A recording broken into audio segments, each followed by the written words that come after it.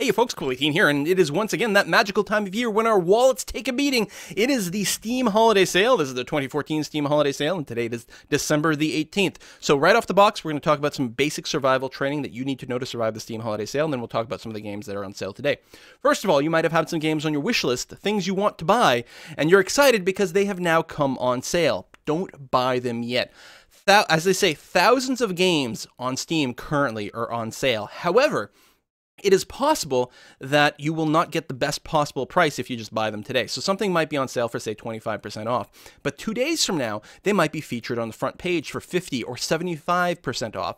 So the general advice is do not buy a game unless it is on the front page or it's the last day of the Steam Holiday Sale, because at that point you know that it hasn't come onto the front page at all. The other thing is, if you do miss a game that was on a front page sale, don't despair. A lot of times the very final day of the Steam sale will feature some of the best sellers from the entire way through, so you might get a second chance to buy things at a deep discount. Also, sometimes things can come back as a community choice, or come back whatever this new deal every 12 hours thing. So they have deals every day, and then they have deals every 12 hours, and then there'll be a community choice sale as well.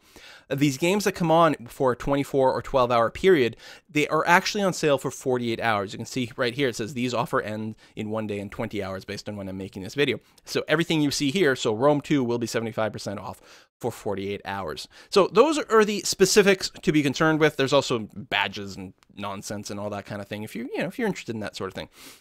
Front page deals today that I can recommend. I mean, if you're into the Total War series, then there you go. I've talked about Total War before. It's not my thing simply because I either feel like doing an Empire simulation game or a real-time strategy game, but rarely do I feel like doing both at the same time. And that's why I haven't really covered a lot of Total War. For many people, it is a great game. For me, Total War, not my thing. This specifically is Rome 2.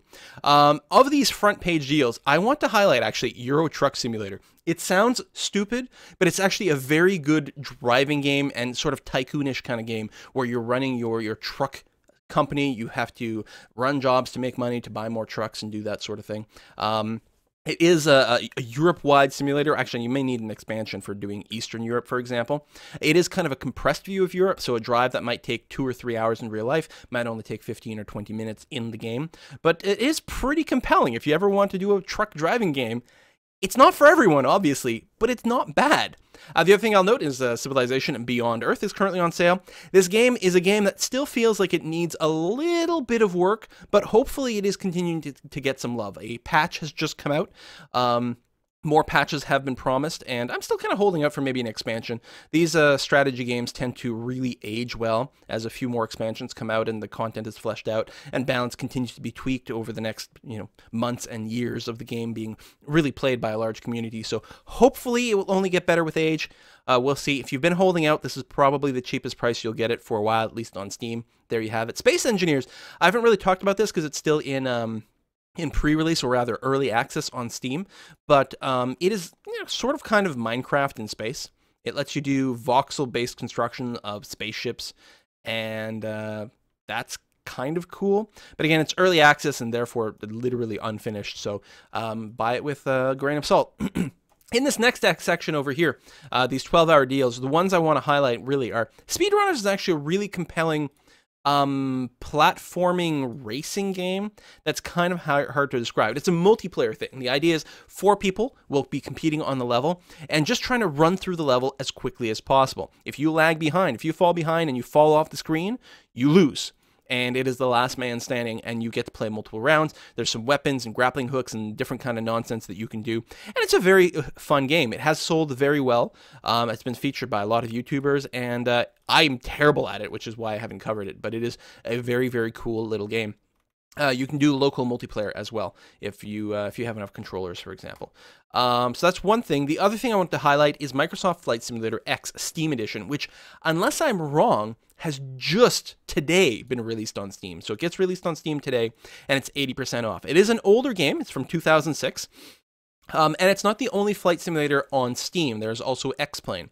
Note that this is not Microsoft Flight. There was a game a few years ago on Steam called Microsoft Flight, and it was awful. This is the full, true Microsoft Flight Simulator X with terrible, weird commercial going on. Let's just get away from that. It includes the entire world in terms of scenery. I think it's a 12 gig download. I'm actually downloading this build right now to give it a proper test, so I can't personally comment on what the Steam edition is, but Microsoft Flight Simulator X is probably the most widely played flight simulator that's out there. X-Plane is definitely good competition. I feel that X-Plane is a little prettier out of the box, but Microsoft Flight Simulator X has a few more convenience features that might make it a little bit more fun to play, and it has much more third-party support. You're going to pay $5 for this game today, and then you're going to spend like $300 on various add-ons tomorrow once you discover that you're addicted to this game. Out of the box, it looks fine. On a modern computer, you should be able to run it at very high settings and get excellent performance. But a lot of the features that you can pay for as third-party add-ons are there to prettify the world. The entire world is simulated. Every airport, as far as I know, like basically every airport that exists in the world that is registered with the authorities is present in this game, which means if you live in the middle of nowhere in, say, Northern Ontario, and you try to land at your local airport, the airport will be there. At least the runways will be there in the place where they should be, with the correct radio signals and everything like that. The towns will not necessarily be there exactly. There is auto-generated scenery, so then when you're over a town, there are houses and roads and so on and so forth. They're just not necessarily the houses and roads, and etc., etc. Some of the bigger cities do have some of their landmarks. For example, if you fly through London, you'll see the Queen Elizabeth Tower with Big Ben in it. You'll see in Toronto, you'll see the CN Tower. A few things like that. Like you'll see landmarks, and there are plenty of add-ons to make it super photorealistic. Every road is exactly where it is, and you could probably find your house thanks to satellite imagery. But you do tend to have to pay extra for all of those things. But it's quite good. You can technically play it with mouse and keyboard. It's definitely recommended that you play with a controller. It's interesting, it says partial controller support. I guess it's because the controller alone is not enough. You still have to use your keyboard for, you know, I don't know, using things like flaps and gears and whatever, depending on what your controller is. I did used to play Flight Simulator X and also Prepared, which is basically Flight Simulator X, with the Xbox 360 controller, which works fine. Although if you're really serious about the experience, I definitely recommend you get a joystick. Specifically, I have the Logitech 3D Extreme, which is not very expensive. It'll be somewhere between $30 to $50, depending on where you are, what your local currency is, and so on and so forth. And it is a very solid joystick, and probably the most recommended entry-level joystick that you can get for these sorts of games. So in addition to the world geometry, you do get a whole ton of planes here. Right over here, excuse me. You can see a wide range, big things, the Boeing 737, 747, the Airbus A321, for example. You get your classic Cessna 172, which is your classic single propeller trainer planes, and basically the wide range in between, including helicopters, that sort of jazz. Lots of extra content to download. There is, as far as I can tell, doesn't appear to be any built-in content on Steam itself. Whereas if we compare to X-Plane, which has not come on sale so far. I don't know if it will come on sale in the Steam sale. Actually, no, I scratched that. It is 30% off right now. If we're really lucky, there'll be a front page deal on this. It is a little bit more expensive, but it is a newer game with newer technology, and it does look a little bit prettier out of the box. I don't know if any of these pictures will actually demonstrate that, but a lot of the mountain and grass and things like that is just nicer looking in X-Plane 10. X-Plane 10 also supports the entire world geometry. It's got a wide range of planes, including weird ones you might not expect, like the Space Shuttle. In theory, X-Plane has the more accurate flight model, but in practice, if you're just a beginner, you're not really going to be able to tell the difference. There is built-in DLC for this game from a variety of different companies. Note that all the world scenery is available for free. It says NA, not applicable over here, because when you purchase X-Plane, you get all of the scenery for free. It's just that you have to manually pick and choose which DLC that you want to download, because you might not have enough bandwidth and hard drive space to keep everything. So if you're like me, I just went and turned on all the DLC and it downloaded everything, and it took, you know, hours because it's so big, but there you have it. So just a brief comparison of the two games, so because it's a little bit relevant. But honestly, for $5, like, I see, why would you not pick up Flight Simulator X? I already own Flight Simulator X and Prepared, which is basically Flight Simulator X version 2 and X-Plane. I own them all. I'm like, $5. I'm going to go ahead and give it a try and see what the Steam Edition brings. Apparently, it does improve performance in Windows 8, or specifically 8.1,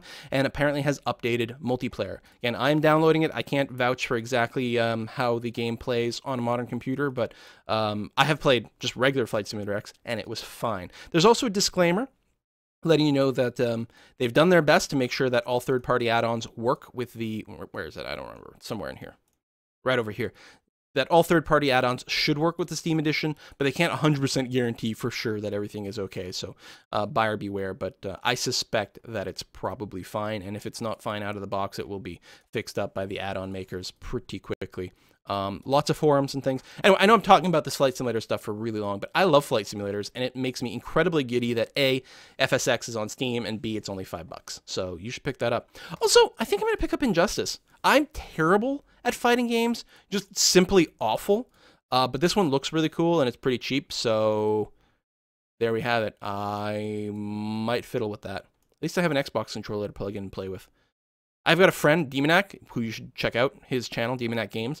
He plays these fighter games on computers with his keyboard, and he's better at it than with a joystick. Yes, he's a crazy person. All right, see you next time, folks. Bye-bye.